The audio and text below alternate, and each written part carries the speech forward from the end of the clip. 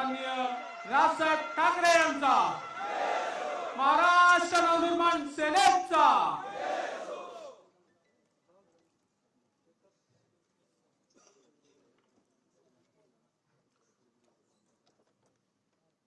Maharashtra Navnirman railway कामगार सेनेच्या सर्व आलेल्या सर्व पदाधिकारी,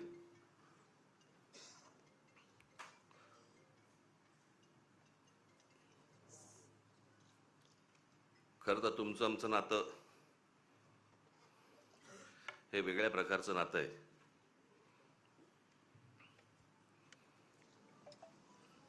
दोन 2008 रेल्वे भरतीच्या प्रकरणावरनं आंदोलन झालं आणि त्या आंदोलनामधनं मग पक्ष पुढे वाढत गेला, मोठा होत गेला आणि पक्षाला निवडणुकीचं चिन्हही रेल्वे इंजिनच मिळालं.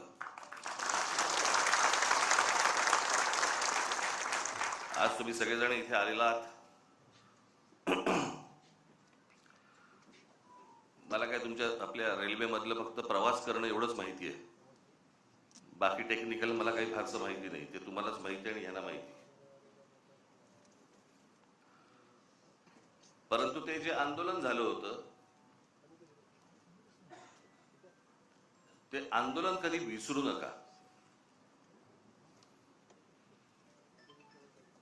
आपल्या रेल्वेमध्ये, आपल्या महाराष्ट्रातल्या रेल्वेमध्ये मराठी टक्का हा आपला वाढला पाहिजे, मोठा झाला पाहिजे आणि तोच असला पाहिजे, याच्यासाठीचं ते आंदोलन होतं.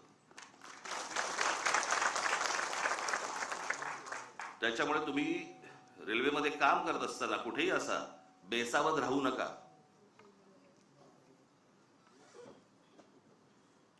त्या सगळ्या आपल्या अनेक महाराष्ट्र सैनिकांना, माझ्यावरती जवळपास 110 केसेस पडल्या.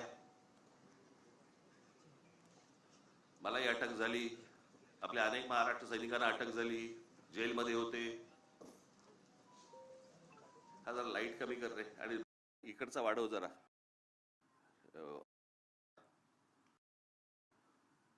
नाटक आहे का?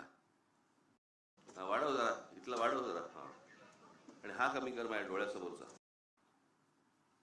हा, त्याच्यामुळे तुम्ही कुठे बेसावध राहू नका. मला आठवतंय तुम्हाला साधा प्रश्न होता तो की महाराष्ट्रामध्ये जर समजा रेल्वे भरती आहे तर त्या रेल्वे भरतीच्या जाहिराती या उत्तर प्रदेश, बिहारच्या वर्तमानपत्रात काय येतात, माझ्या महाराष्ट्राच्या वर्तमानपत्रांमध्ये काय येत नाहीत. आणि तिथून हे सगळं सुरू झालं. आणि मग तुम्हाला आठवत असेल ते हजारो लोक त्यावेळेला तिकडे रेल्वे परीक्षा, त्याच वेळेला कळलं हे आलेत कशासाठी, ही कोण माणसं आहेत, कशासाठी आली आहेत. सगळे रेल्वेचे प्लॅटफॉर्म सगळे भरलेत, झोपलेत सगळेजण, कशासाठी बसलेत, कोण आहेत हे. आणि मग आपले काही महाराष्ट्र सैनिक त्यांना विचारपूस करायला गेले. विचारपूस करायला गेल्यावरती त्यातल्या काही जणांनी आपल्या लोकांना, आई बहिणीवरनं शिव्या दिल्या. त्या शिव्यांमधनं हे सगळं सुरू झालं. आणि तेव्हा कळलं की महाराष्ट्रामध्ये नोकऱ्या आहेत, महाराष्ट्रामधला तरुण, महाराष्ट्रातल्या तरुणी ह्या वणवण फिरतायत नोकरीसाठी आणि महाराष्ट्रातल्या नोकऱ्यांच्या जाहिराती या उत्तर प्रदेश आहेत आणि आपल्याला कल्पना नाही.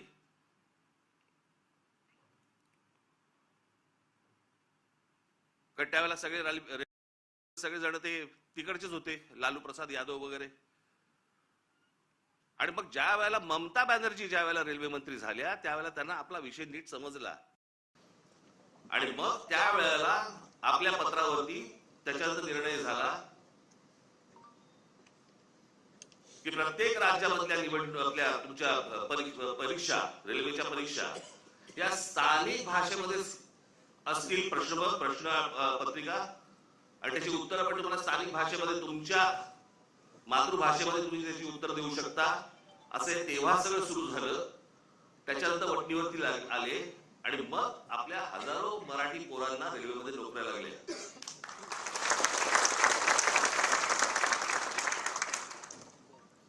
आज त्या सगळ्या गोष्टीला जवळपास 18 वर्ष झाली.